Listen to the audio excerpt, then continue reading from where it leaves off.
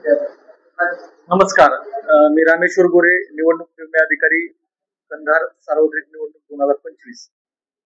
आज नामनिर्देशन जनपत्र घेण्याचा शेवटचा दिवस होता.